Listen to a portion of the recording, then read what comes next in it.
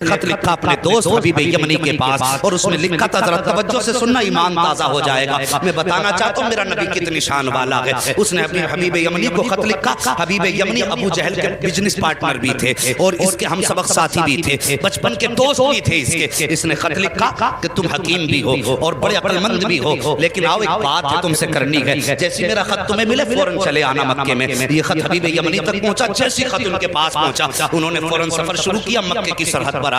ابھی مکے میں داخل نہیں ہوئے ہیں کہ ابو جہل پہلے ہی باہر کھڑا ہو گیا تھا اور ہاتھ میں روئی لے کے کھڑا تھا۔ حبیب یمنی کو آتے دیکھا، اتارا نیچے کا، نیچے اتر، نیچے اترے حبیب یمنی کا اب کیا کہنا ہے؟ کہا پہلے یہ روئی لو اپنے کانوں میں لگا لو۔ کہا کس لیے؟ کہا کہ محمد کی آواز تمہارے کانوں تک نہ پہنچ جائے۔ کہا اس سے کیا ہو جائے گا؟ کہا تم نہیں جانتے ہو، اس کی آواز جن کے کانوں تک پہنچ جاتی ہے پھر وہ انہی کی بولی بولنے لگ جاتا ہے، انہی کی بولی بولنے لگ جاتا ہے۔ حبیب یمنی نے کہا چل ٹھیک ہے یار، بتا تو نے بلایا کس لیے ہے؟ کہا یار تجھ سے سچ بتاؤں؟ کہا ہاں۔ کہا رشتے میں بھتیجا لگتا ہے لیکن باتیں بڑی عجیب کرتا ہے۔ کہا کیا؟ کہ ہمارے خداؤں کو برا کہتا ہے، کہتا یہ پتھر کے خدا ہیں، یہ کچھ نہیں دے سکتے۔ وہ کہتا کہ ایک خدا ہے اور سب کو مرنا ہے، مرنے کے بعد اپنے اپنے زندگی کے اعمال کا حساب بھی دینا ہے۔ کہا یار ذرا سچ بتا، کیا بندہ مر کے پھر سے زندہ ہو سکتا ہے؟ حبیب یمنی چونکہ پڑھے لکھے انسان تھے، کہنے لگے یار باتیں تو وہ سچی کرتا ہے، جس نے جب کچھ نہ تھے تب پیدا کر دیا، تو اگر وہ مارنے کے بعد پیدا بڑا زندہ کر دے تو کون سی بڑی بات ہے؟ کہا یار ذرا ساتھ چل۔ ہاتھ پکڑا ابو جہل نے حبیب یمنی کا، اپنے نبی کی شان ملاحظہ کرو، اپنے گھر میں لایا۔ اب حبیب یمنی کہتے بلایا کس لیے ہے تو نے؟ کہا یار میں نے تجھے اس لیے بلایا ہے، ذرا اس کا علاج تو کر دے، تو حکیم ہے، نبض پکڑ کے دیکھ لے، اس کا علاج کرنا ہے۔ حبیب یمنی کہتے ہیں ٹھیک ہے بلاؤ، میں ہاتھ پکڑ کے دیکھوں گا۔ اب ذرا توجہ سے سننا، یہ دشمن کی بولی ہے، سچ وہ ہوتا ہے جو سر چڑھ کے بولا کرتا ہے۔ اگر کوئی اعلیٰ حضرت کو گالی دے تو اس کے بکواس کرنے سے اعلیٰ حضرت کے رتبے کم نہیں ہو جاتے ہیں۔ مخالف اسی کے ہوتے ہیں جو حق پہ ہوا کرتا ہے، دشمن اسی کے ہوتے ہیں جو سچ پہ ہوا کرتا ہے، کبھی اہل غیرے کا کوئی مخالف نہیں ہوا کرتا ہے۔ ذرا توجہ سے سننا پیارے۔ ابو جہل نے کہا تھا کہ میں نے تجھے علاج کے لیے بلایا ہے۔ کہا ٹھیک ہے بلاؤ۔ کہا کیا کرے گا؟ کہا نبض پکڑ کے دیکھوں گا۔ ابو جہل کہنے لگا یار اگر تو نے نبض پکڑ لی تو بات ہی ختم ہو جائے گی۔ کہا کس لیے؟ کہا ہاتھ مت پکڑ لینا۔ کہا کیوں؟ کہا جو اس کے ہاتھ میں ہاتھ دے دیتا ہے پھر وہ بولی اس کی بولنے لگ جاتا ہے۔ کہا یہ کہنا کیا چاہتا ہے؟ تب ابو جہل نے کہا تھا یار سن بات سچی ہے لیکن ذرا دماغ میں اتار لینا۔ ایک دن میں گیا تھا محمد کے پاس اور میرے ہاتھ میں پتھر تھے، میں نے جا کے کہا تھا بتا میری مٹھی میں کیا ہے، تو انہوں نے میری طرف دیکھا اور دیکھنے کے بعد کہا اگر میں بتاؤں تو کیا کمال ہوگا، اگر یہ خود بتائیں جو تیری مٹھی میں تب کمال ہو جائے گا۔ کہا میں خوش ہو گیا، میں سوچنے لگا یار اب تو یہ پھنس گئے ہیں، میرے ہاتھ میں پتھر ہے اور پتھر بولا نہیں کرتے ہیں۔ کہا یہ سوچ کے میں نے کہا ٹھیک ہے انہی سے کہلوا دو۔ میرے نبی نے فرمایا کنکریو، اگر میرے نبی نے فرمایا جو تیری مٹھی میں ہے اگر میں بتاؤں گا تو کوئی کہے گا کسی نے بتا دیا ہوگا، آخر اس مٹھی میں رہنے والی چیز سے پوچھ کے ہم کون ہے۔ جیسی اس نے کہا بہت خوش ہوا، کان کے قریب مٹھی لگائی، جیسی کان کے قریب لگائی تو پتھر کہہ رہے تھے لا الہ الا اللہ محمد الرسول اللہ۔ ابو جہل کہنے لگا او یار یہ ہاتھ کا کمال ہے، ہاتھ مت پکڑ لینا، اگر اس کا ہاتھ پکڑ لو تو بات ہی ختم ہو جاتی ہے، ہاتھ یہاں پکڑتا ہے رب کی رحمت پہ جا کے چھوڑ دیتا۔ اللہ اکبر۔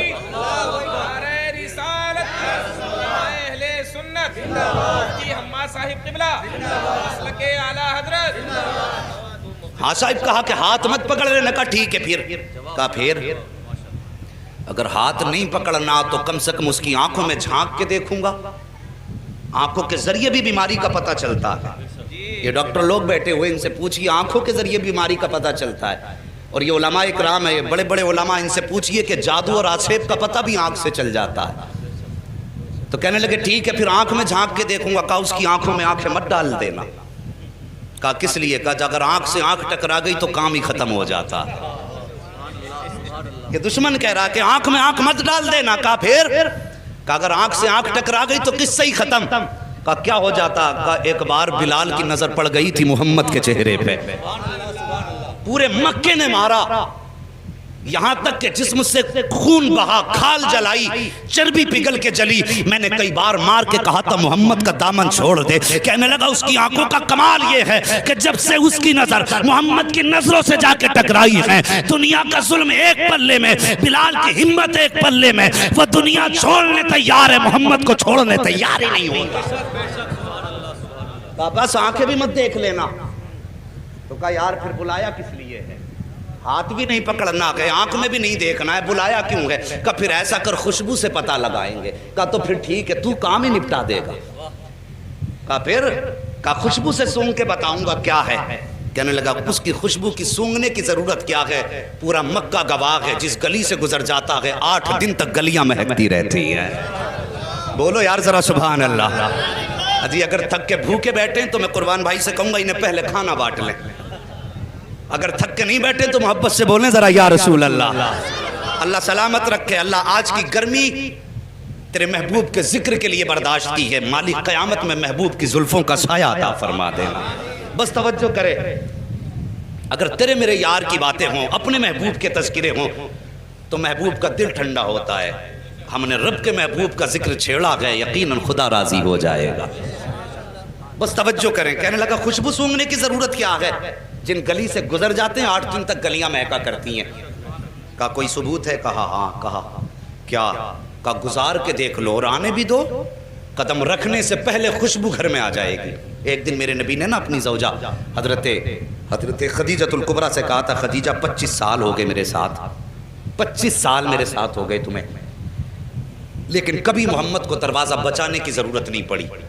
سارے بولو صلی اللہ علیہ وسلم. کبھی دروازہ بجانے کی ضرورت نہیں پڑی. بتاؤ میرے آنے سے پہلے ہی جیسے قدم دروازے پہ آتا ہے تم دروازہ کھول دیتی ہو. کیسے پتہ لگاتی ہو؟ تو کہتی ہیں حضور آپ اپنے دروازے سے پہلے والے چوراہے پہ ہوتے ہیں, کہ آپ وہاں ہوتے ہیں, خوشبو آپ سے پہلے گھر کے اندر آ جایا کرتی ہے. امام احمد بن حنبل کے پاس ایک بزرگ آیا کہ کہنے لگے حضرت مجھے بیٹی کو رخصت کرنا ہے. بیٹی کو رخصت کرنا ہے. کہا پھر؟ کہا میری بیٹی پیدا ہوئی, مجھے بڑی خوشی ہوئی, میں نے منت مانگ لی تھی کہ اپنی بیٹی کو دنیا کی ساری چیز جہیز میں دینی ہے. حضور میں اس وقت امیر تھا لیکن اب بڑا غریب ہو گیا ہوں, میری یہ نظر پوری کیسے ہوگی؟ آپ نے فرمایا جا قرآن بیٹی کو جہیز میں دے دے, دنیا کی ساری دولت چلی جائے گی. حضور کی بارگاہ میں بزرگ آئے, عمر رسیدہ تھے. کہنے لگے حضور میں بیٹی کو رخصت کرنا چاہتا ہوں, حضور کوئی تحفہ آپ کی طرف سے ہو جائے. میرے نبی نے فرمایا جاؤ بیری کی لکڑی توڑ کے لاؤ. وہ ایک لکڑی توڑ کے لائے. حضور نے نا یوں, توجہ ہے اشکر بھائی, حضور نے یوں اپنے بازو سے رگڑی اور اس پہ سرکار کا پسینہ لگا اور فرمایا جاؤ یہ عطر اپنی بیٹی کے لگا دینا.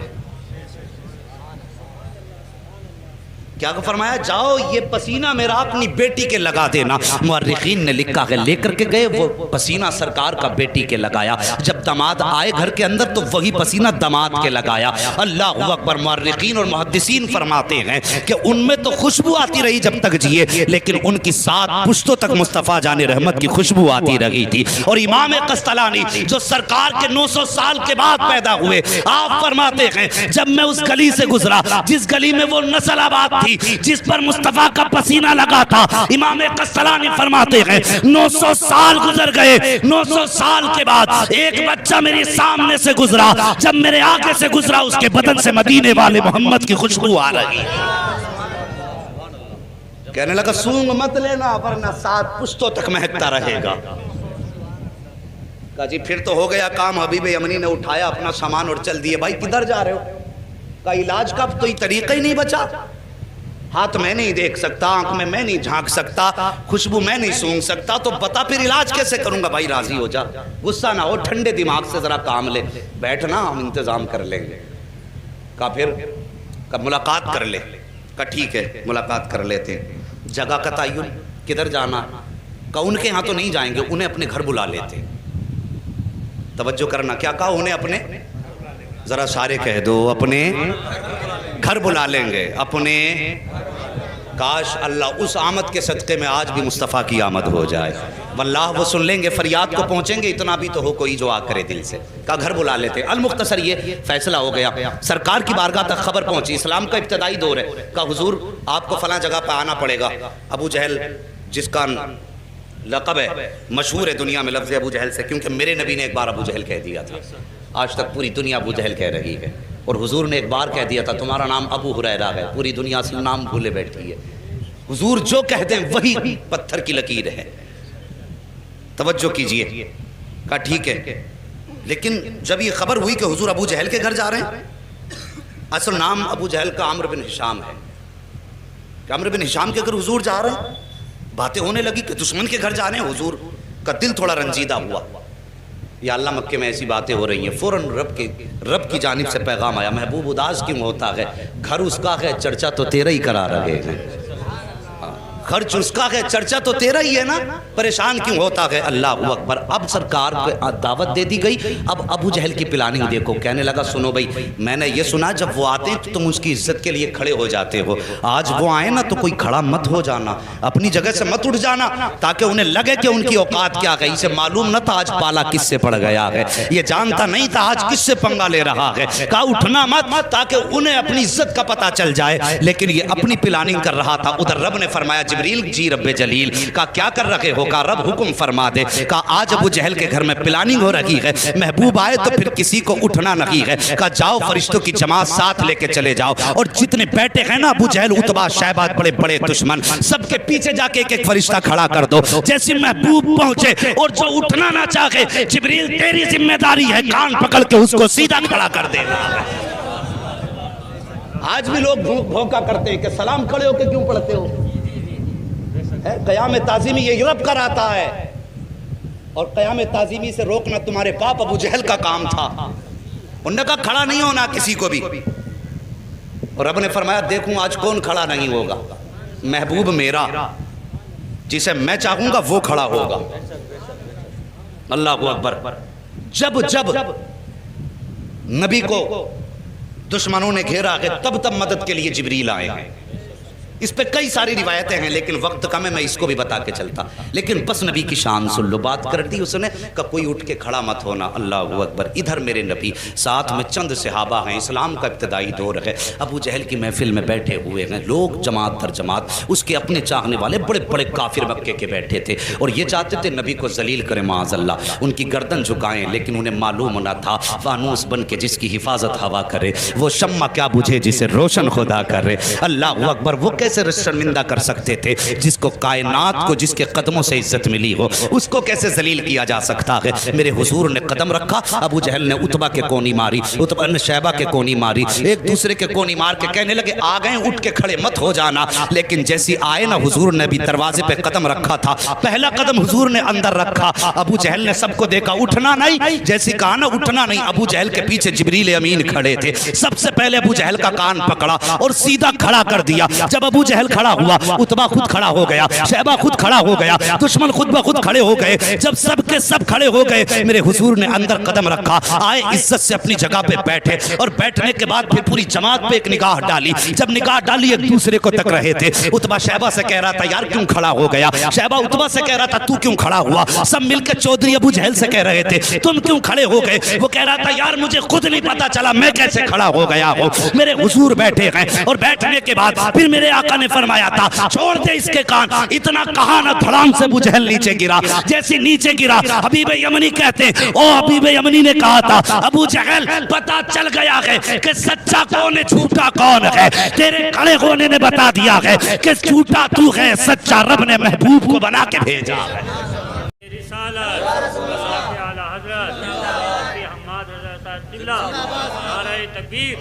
بس توجہ کیجئے پیارے، اللہ سلامت رکھے سب کی نسلوں کو، جتنے بھی مسلک اہل سنت والے ہیں، بس توجہ کیجئے۔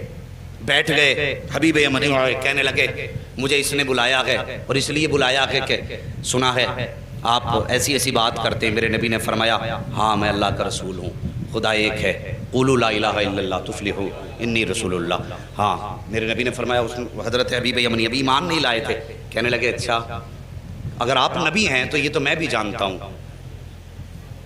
کہ نبی جادوگر کا جادو آسمان پہ نہیں چلتا ہے، صرف زمین پہ چلتا ہے، اس کا دعویٰ یہ کہ آپ جادوگر ہیں، میرے نبی کے بارے میں کہنے لگے کہ ابو جہل کا دعویٰ یہ کہ آپ جادوگر ہیں، لیکن میں یہ جانتا ہوں کہ جادوگر کا جادو زمین پہ چلتا آسمان پہ نہیں، اور نبی وہ ہوتا ہے جو دل کے حال جانتا ہے۔ آج بد مذہب بدعقیدہ لوگ کہتے ہیں کہ حضور کو پیٹھ کے پیچھے کی خبر نہیں، حبیب یمنی ایمان لانے سے پہلے جانتے ہیں نبی وہ ہوتا ہے جو دل کی بات جانتا ہے، جو راز جانتا وہ نبی ہوتا. یہ حبیب یمنی کہہ رہے ہیں.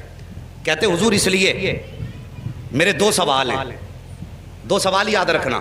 حبیب یمنی کیا کہتے ہیں؟ میرے بولو سارے بولو, میرے دو سوال ہیں. ایک سوال میں کروں گا, جواب آپ کو دینا ہے. دوسرا سوال بھی آپ کریں گے, جواب بھی آپ دیں گے. یہ دو باتیں کہیں حبیب یمنی نے. اتنی بات کہیں میرے نبی فرماتے ہیں ٹھیک ہے بتاؤ پہلا سوال کرو. کہا میں جانتا ہوں کہ جادوگر کا جادو آسمان پہ نہیں چلتا. اگر آپ نبی ہیں تو چلیے, چاند کے 2 ٹکڑے کر سکتے ہیں آپ؟ وقت دوپہر کا تھا, دوپہر کا وقت تھا, سورج تھا, چاند نہیں تھا اس وقت میں. کہا آپ چاند کے 2 ٹکڑے کر سکتے ہیں؟ میرے حضور اٹھے, کہا چلیے. حضور آگے آگے, حبیب یمنی پیچھے پیچھے, ابو جہل سب سے پیچھے. جب حضور چلنے لگے نا, ابو جہل نے یوں گردن جھکائی, چہرہ اتر گیا. ایک کہنے لگا چچا بات کیا ہے؟ کہا بات پوچھتا کیا ہے, جو یہ کہہ دیتا ہے وہ کر کے دکھا دیتا ہے. اگر اس نے کہہ دیا ہے تو اب سمجھ لے ٹکڑے کر کے دکھائے گا چاند کے. اللہ اکبر. جبل ابو قبیس پہ میرے نبی تشریف فرما ہوئے. دوپہر کا وقت تھا, اشارہ کیا تو سورج چھپ گیا, دوسرا اشارہ کیا چاند آ گیا. اس کے بعد آقا نے حبیب یمنی کی طرف دیکھا, کہا کروں ٹکڑے؟ کہا جی. اتنا کہا میرے حضور نے انگشت نبوت اٹھائی اور یوں اشارہ کیا تو ایک ٹکڑا پورب میں تھا, دوسرا پچھم میں چلا گیا ہے. چاند 2 ٹکڑے ہو گیا. جب چاند 2 ٹکڑے ہوا, آپ فرماتے ہیں اب بتا کیا رائے ہے, انہیں جوڑنا ہے یا قیامت تک کے لیے ایسے ہی چھوڑنا ہے؟ اللہ اکبر. حبیب یمنی نے کہا تھا اب جوڑ بھی دیجئے. یوں میرے نبی نے اشارہ کیا, چاند جڑ گیا. اب اس کے بعد حبیب یمنی کہتے حضور میں تو مان گیا ہوں آپ اللہ کے نبی ہیں, لیکن اب اس کی تسلی کے لیے اب آپ میرے دوسرے سوال کا جواب دیں. میرے نبی فرماتے سن, یمن میں تیری ایک بیٹی ہے جو مفلوج ہے, جس کی آنکھوں سے بھی نظر نہیں آتا ہے, کانوں سے سنائی نہیں دیتا ہے, زبان سے گونگی ہے, ہاتھ پیر سے اپاہج ہے, اور تو یہ چاہتا ہے اللہ اس کو شفا عطا فرما دے.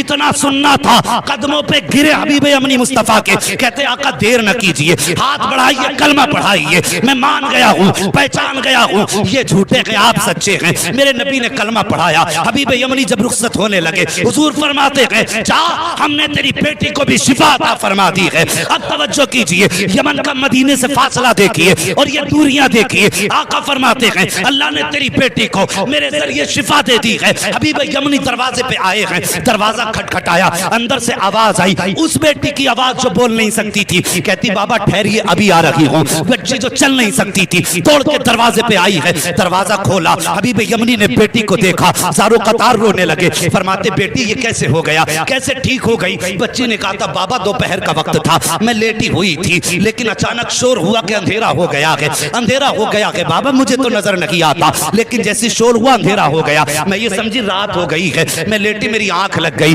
کیا دیکھتی ہوں خواب میں بڑے حسن والا چہرہ, بڑی خوبصورت وجاہت والا ایسا چہرہ تھا بابا کہ نظر پڑنے کے بعد ہٹنے کا نام نہیں لے رہی تھی. وہ میرے خواب میں آیا, اس نے آ کے میرے سر پہ ہاتھ رکھا. بابا ہاتھ لگنے کی دیر تھی کہ میرے پورے بدن کو اللہ نے شفا بخش دی ہے, اور بابا مجھے کلمہ بھی پڑھا کے گیا ہے. اللہ اکبر. اتنا سنا, بیٹی کے سر پہ ہاتھ رکھ کے حبیب یمنی روئے اور کہتے بیٹی میں بڑے نصیب والا ہوں, جس کی تو بات کر رہی ہے میں اسے دیکھ کے بھی آیا ہوں, اس کے ہاتھ میں ہاتھ دے کے بھی آیا ہوں, اور اس کے شہر میں کلمہ پڑھ کے آیا ہوں. تب بیٹی نے رو کے کہا تھا بابا نصیب والے آپ نہیں ہو, بلکہ آپ سے زیادہ نصیب والی میں ہوں. کہا بیٹی کس لیے؟ کہا آپ جا کے اس کے شہر میں گئے ہو, تب کلمہ پڑھا ہے. میں کتنے نصیب والی ہوں کہ وہ میرے گھر آ کے مجھے کلمہ پڑھا کے گیا.